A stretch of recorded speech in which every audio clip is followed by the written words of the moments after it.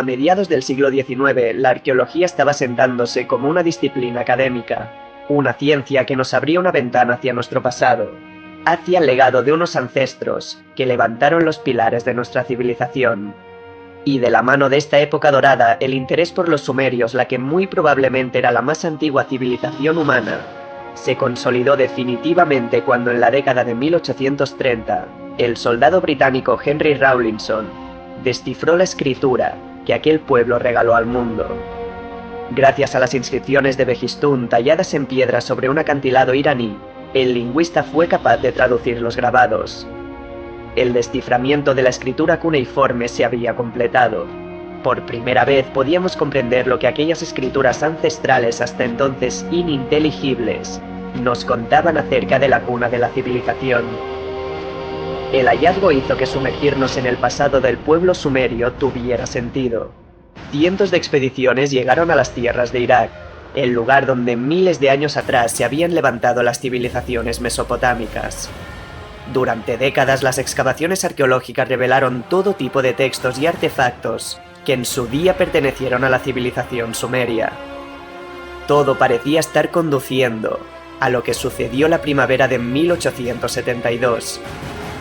En las cercanías de Mosul, al norte de Irak, se desplegó una expedición arqueológica para revelar los secretos de la antigua ciudad de Nínive, la que en tiempos de esplendor de Mesopotamia fue la capital del imperio neoasirio. Una ciudad mencionada en la Biblia que, sabían, tenía todavía muchas historias que contar. Dirigida por Homsur Rassam y Austen Henry Layard, la excavación pretendía hallar los recuerdos perdidos de la civilización, ocultos por el paso del tiempo. Y rápidamente, todos esos sueños se cumplieron. Cavando en las ruinas de la antigua ciudad dieron con un descubrimiento sin precedentes.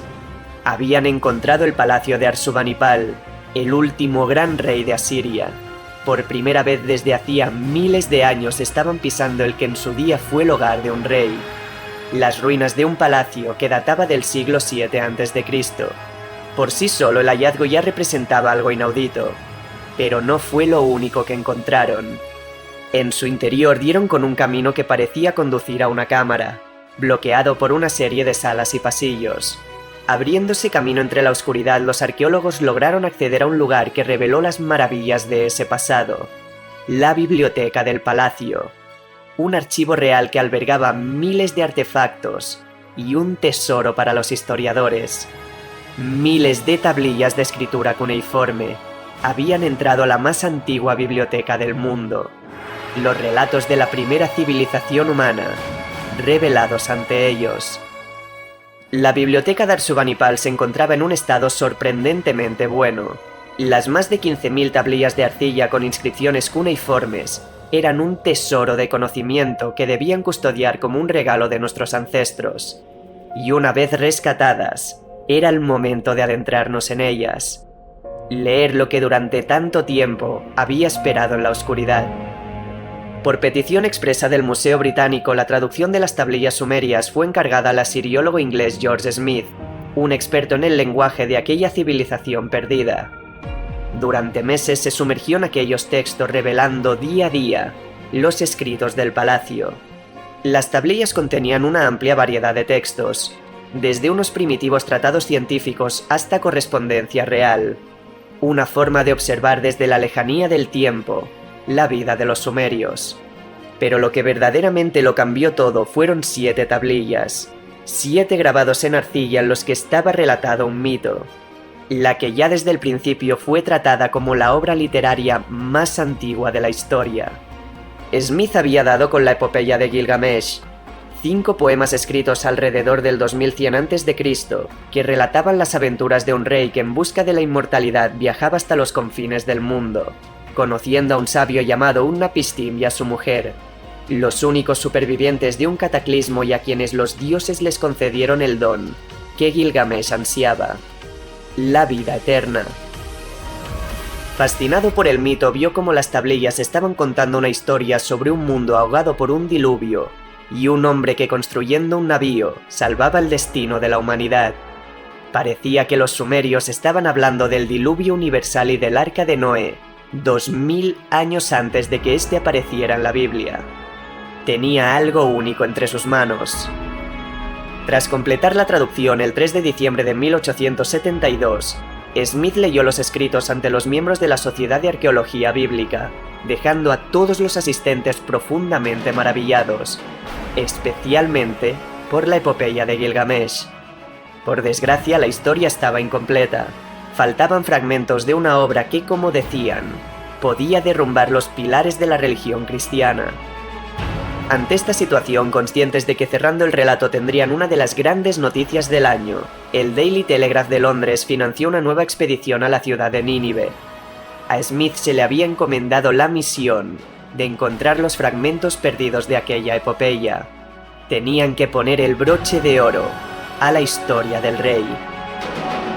Con las nuevas excavaciones en las tierras iraquíes hallaron tablillas perdidas de la epopeya que en la primera expedición pasaron desapercibidas, pero encontraron mucho más que la continuación del mito. En unos fragmentos Smith vio cómo se hablaba de unas deidades del panteón sumerio que vivían en los cielos, observando el porvenir de la humanidad. Los escritos describían a un grupo de seres divinos, descendientes de un dios llamado Anu al que aquella civilización veneraba por encima de todo. Aquellas deidades traducidas de la escritura cuneiforme como hijos de Anu habían sido bautizadas como Anunnakis, los dioses más antiguos de los que teníamos constancia escrita, un registro de un culto hacia unos entes divinos. Aquellas nuevas partes de la epopeya de Gilgamesh hablaban de algunos de los más importantes. Podía verse claramente como la deidad más poderosa de la mitología sumeria era Anu, la personificación del cielo y poseedor de la sabiduría infinita. Un dios que se enamoró de Ki, la diosa de la tierra, para juntos tener una descendencia, los Anunnaki, una palabra que en su sentido más profundo aludía a los hijos del cielo y de la tierra. Los textos sumerios no determinaban cuántos Anunnaki existían, pero sí recalcaban la creencia de que descendían del cielo para determinar el destino de la humanidad, que aquellas deidades partieron el mundo en dos, separando el cielo de la tierra para que los humanos vivieran en ella y el padre Anu pudiera gobernar los cielos. Toda la atención de la expedición pasó a centrarse en el culto a aquellas deidades. Los Anunnaki, al menos a nivel de registros escritos, eran los dioses más antiguos de la historia. La semilla de la religión, de algún modo, germinaba con ellos. Tenían que descubrir todo cuanto pudieran sobre los hijos del cielo y de la tierra. Semanas después, en la propia biblioteca de Ashurbanipal dieron con 7 nuevas tablillas que relataban el conocido como Enuma Elish, el mito babilónico de la creación. Aquel escrito hablaba de un dios llamado Marduk, uno de los Anunnaki descritos en la epopeya, un ser que tomó la sangre del espíritu Kingu y la mezcló con arcilla, con el fin de crear a los primeros humanos. De aquel relato podía entenderse que los sumerios creían que los Anunnaki crearon al modelo del hombre, una historia que tiempo después habría sido recogida en la Biblia, en el mito de Adán y Eva, la piedra angular de la religión cristiana. Aún así, más allá de esto, no tenían nada. Todo cuanto habían aprendido de los Anunnaki procedía de textos literarios. Al fin y al cabo, el Enuma Elish era simplemente un poema, un mito antiguo de la creación. Existía muy poca evidencia sobre un culto real hacia esas deidades. Smith recogió este y otros de los hallazgos por las traducciones sumerias en un libro que llamó Assyrian Discoveries, y que publicó en 1875. Habíamos disipado las tinieblas que rodeaban a la cultura sumeria, la cuna de la civilización moderna. Pero la historia de las deidades desenmascaradas entre aquellas tablillas no había hecho nada más que empezar. El mito de los Anunnaki todavía tenía que florecer.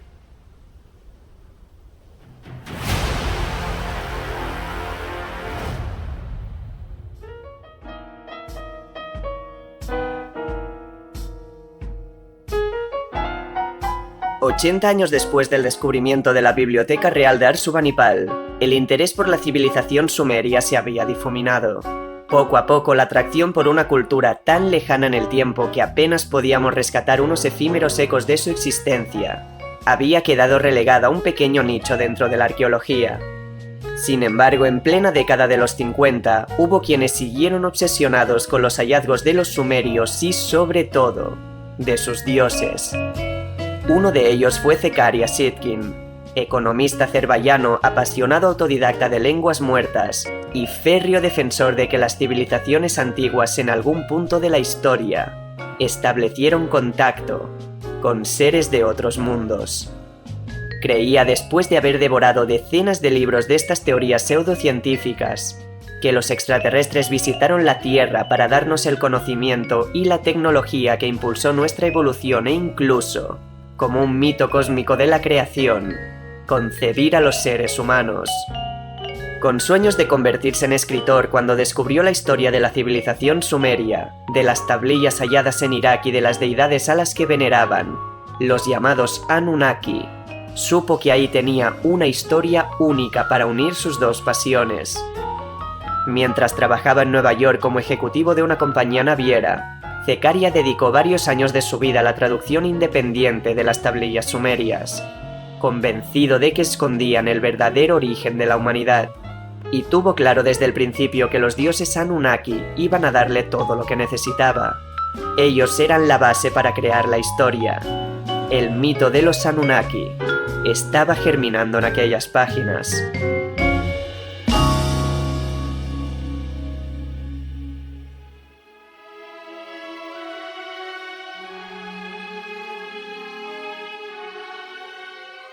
En las frías y oscuras lejanías del sistema solar se esconde un planeta llamado Nibiru, un mundo habitado por unos seres tan desarrollados, tan poderosos, que a ojos humanos serían considerados dioses.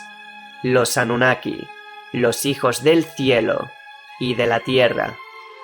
Por desgracia, aquellos seres estaban sufriendo una devastación sin precedentes en su mundo. Una gran grieta se había formado en la capa de ozono de Nibiru. El calentamiento global en su hogar estaba destruyendo cosechas y asolando la vida animal, poniendo en peligro el destino de una civilización que estaba floreciendo. Sin embargo, los científicos Anunnaki descubrieron que verter partículas de polvo de oro sobre la atmósfera hacía que la grieta ralentizara su expansión e incluso que se cerrara. Pero su mundo era un planeta pobre en minerales. El oro, el tesoro más preciado de los alquimistas, era extremadamente escaso. Pero solo él conduciría a la salvación de la raza. Por ello, el rey Anu, soberano de todo el poder de Nibiru, ordenó la búsqueda de oro más allá de las fronteras de su mundo. Solo las expediciones espaciales conquistar otros planetas que pudieran otorgarles ese tesoro podían traer esperanza a su pueblo. Las naves Anunnaki atravesaron los cielos para hallar la salvación y en una de esas misiones, cuando se aproximaron a uno de los hermanos del Imperio del Sol, encontraron el paraíso que buscaban. El tercer mundo más cercano a la estrella madre. Un planeta cubierto de agua y unas tierras en las que había enormes cantidades de oro. Los Anunnaki acababan de llegar a la Tierra, a la que ellos bautizaron como Ki. Los visitantes eligieron una región que hoy se conoce como Mesopotamia para realizar las extracciones del preciado mineral y para alzar, en 7 días, una gran ciudad que llamaron Eridu. Sin embargo, pronto vieron que la extracción del oro era un proceso demasiado arduo y doloroso, algo indigno para su naturaleza. Por ello decidieron hacer uso de mano de obra forzada, procedente de los Igigi, una raza alienígena a la que habían sometido en el pasado.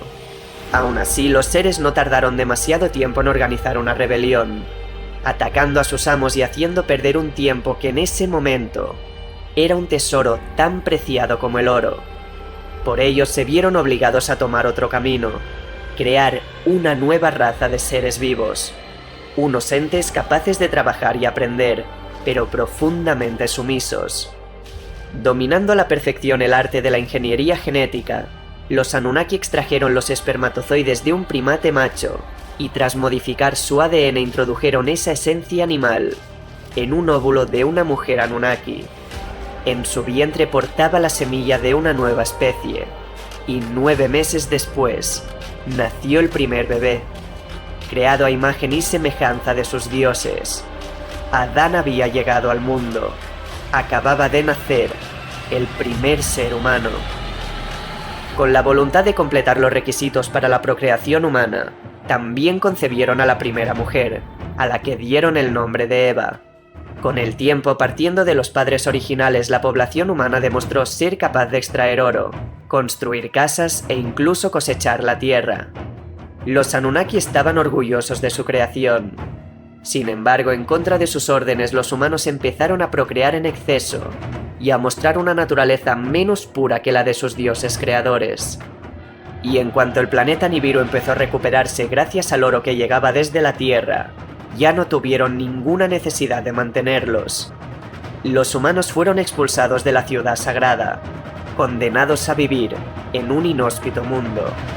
Pero contra todo pronóstico, sin apoyo de sus dioses, fueron capaces de prosperar, de alzar sus propias ciudades y de vivir por primera vez sin el control al que habían estado sometidos. Los humanos por fin pudieron saborear la libertad. Pero las cosas estaban a punto de tomar un rumbo oscuro. Después de 3600 años, la órbita de Nibiru iba a volver a acercarse a la Tierra. Un fenómeno que, por la ineludible fuerza de la gravedad, por el tormento gravitacional del mundo forastero, iba a causar un cataclismo en el hogar de los humanos.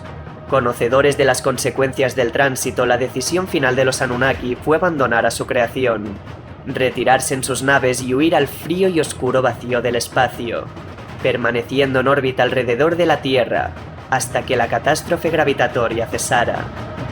Aún así, en contra de los deseos de familiares y de la corte, el rey Enki, quien gobernaba la ciudad de Eridu, declarando que la raza humana merecía una oportunidad, encargó a un hombre llamado Utnapishtim la construcción de un navío, al que llamaron el Preservador de la Vida, una embarcación que los protegería de las inundaciones que despertaría el paso de Nibiru por las devastadoras fuerzas de marea que iba a generar.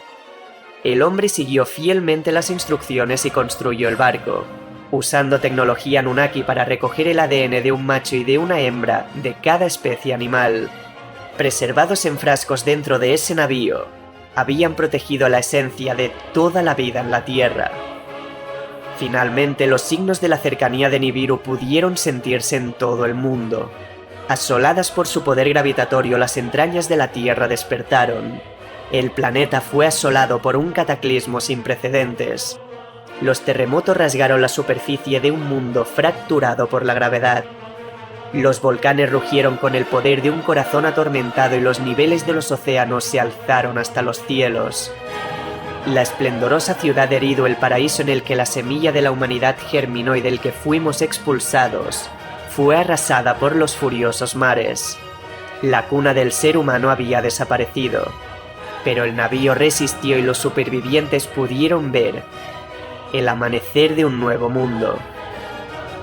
Con ayuda de la tecnología Anunnaki se restauró la vida en la Tierra y se construyeron las grandes maravillas del mundo antiguo. Los humanos, sabiendo que gracias a ellos habían alcanzado la salvación, comenzaron a adorarlos como dioses, erigiendo templos y santuarios en su honor. El culto a los Anunnaki, plasmado en aquellas tablillas antiguas, había empezado.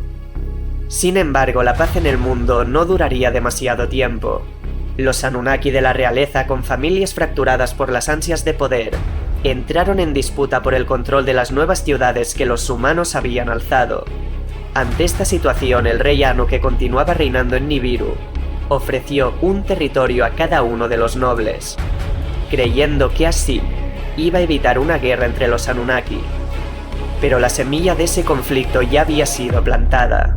Solo era cuestión de tiempo que floreciera. Marduk, el hijo mayor de Enki, no recibió ninguna tierra que gobernar, y furioso con la decisión del rey Anu reclamó para sí mismo la ciudad de Babilonia, de la que sin permiso de la corte se convirtió en la principal deidad y gobernador. Desafiando al resto de Anunnakis, Marduk enseñó a sus súbditos humanos el secreto de la fabricación de armaduras y armas de hierro, creando al mejor y más grande ejército humano de la historia. Una provocación, una llamada a la guerra, que no pudo ser ignorada por el resto de soberanos. Conscientes del peligro que representaba para la hegemonía de su tierra, los reyes se enfrentaron a Marduk. La batalla de los Anunnaki había empezado. Dotado de un ejército muy superior, Marduk consiguió dominar Egipto y el Sinaí, aniquilando a los humanos de pueblos enemigos. Estaba destruyendo a sus hijos, a la creación más preciada de los Anunnaki. Cuando las noticias llegaron a Nibiru, el rey Anu no pudo hacer más que permitir el uso de tecnología militar sobre los imperios de Marduk. Los Anunnaki usaron sus naves y armas para arrasar los territorios bajo su dominio, una decisión desesperada que cambiaría el rumbo de la historia para siempre. La devastación causada por unas armas de destrucción masiva desencadenó un cataclismo. Civilizaciones enteras fueron arrasadas, dejando solo cenizas, unos débiles recuerdos de su existencia. Los humanos desesperados abandonaron sus ciudades y buscaron refugio en terrenos sin cartografiar. Un oscuro capítulo de esa ancestral historia que demostró a los Anunnaki que era el momento de partir. Sus guerras nunca iban a cesar. Si querían garantizar la prosperidad de sus hijos, tenían que abandonarlos, dejar que ellos mismos decidieran su destino. Los dioses que habían descendido desde los cielos, que pusieron la semilla para la creación de la humanidad, regresaron a su hogar. El tiempo de los dioses se había consumido. La era de la humanidad había comenzado.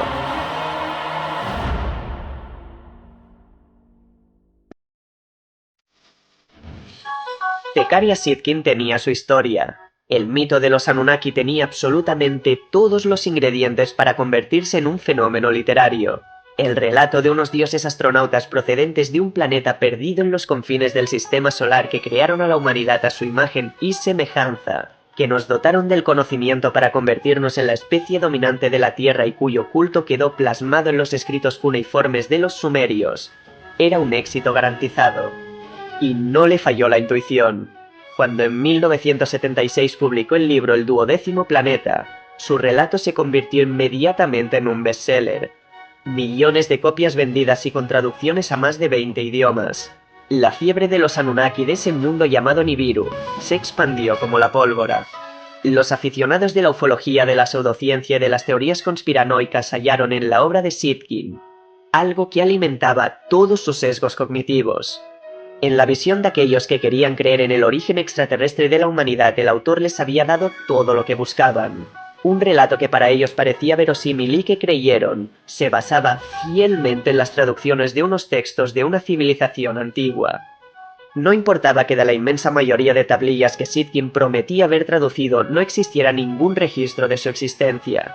Tampoco importaba que, como se demostró, hubiera confundido textos en acadio con textos en sumerio, inventándose las traducciones a su antojo.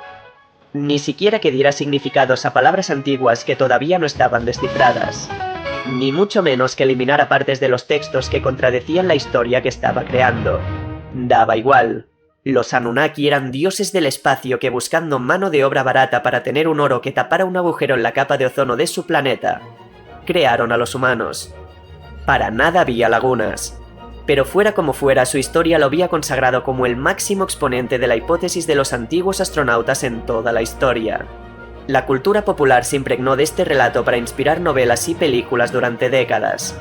Tal vez la creencia real hacia ella quedó limitada a los seguidores de la pseudociencia, pero todos sentimos una atracción hacia esa historia que en el fondo apelaba a una duda natural sobre nuestro origen. Aún así, con el tiempo y como pasa con cualquier moda pasajera, el mito de los dioses astronautas se fue diluyendo como fenómeno.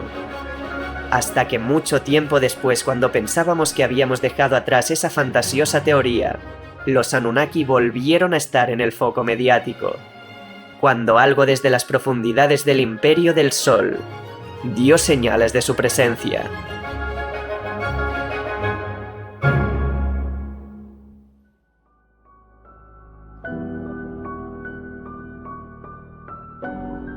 En noviembre del año 2003, astrónomos del observatorio del Monte Palomar encontraron un extraño cuerpo en las profundidades del sistema solar, el objeto más frío y más lejano dentro del reino de nuestra estrella madre.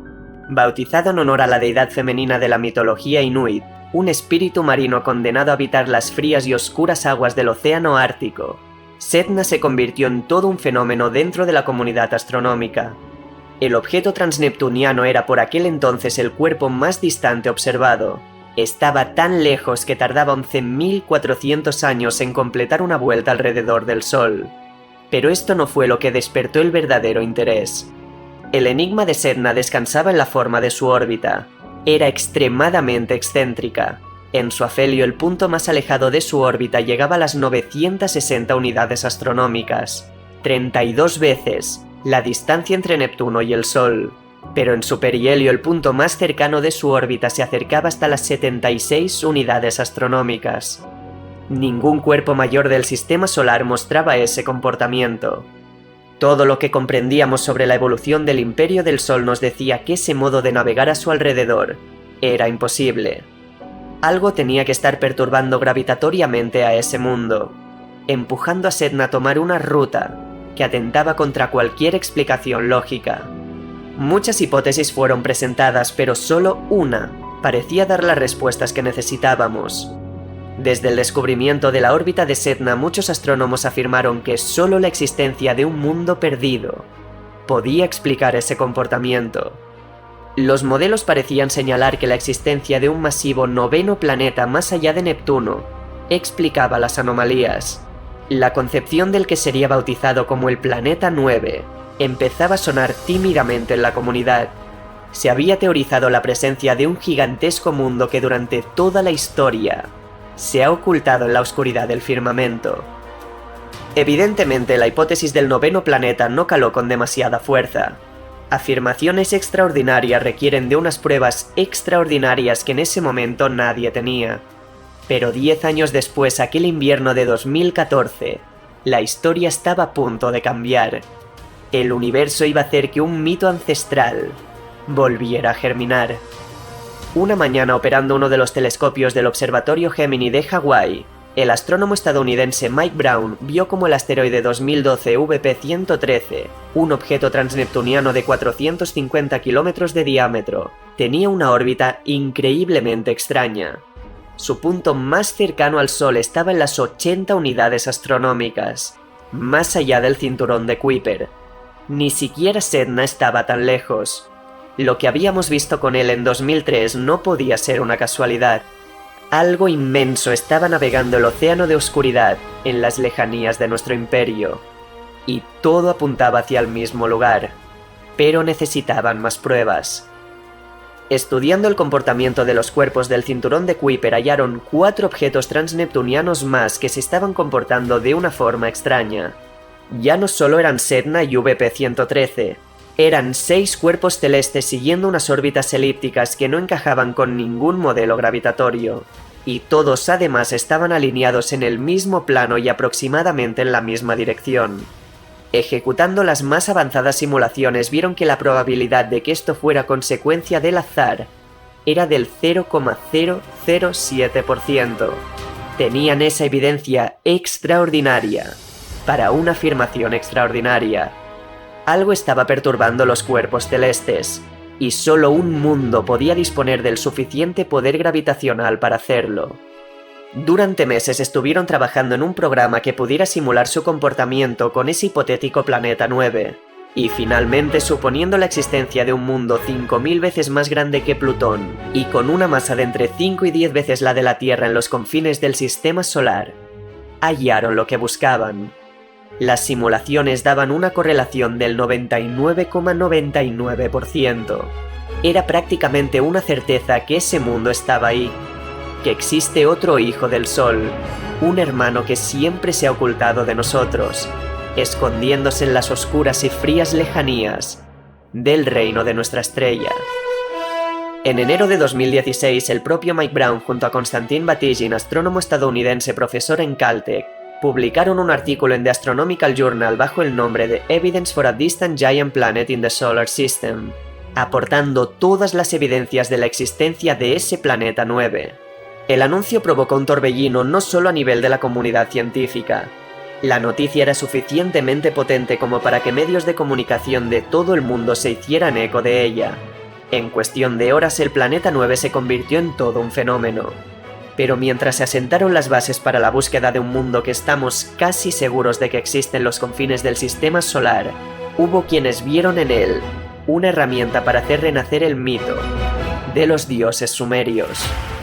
Rápidamente los portales sobre ufología, conspiraciones y pseudociencias usaron los hallazgos de los astrónomos para justificar todas las creencias que 40 años antes había despertado Zecaria en su libro.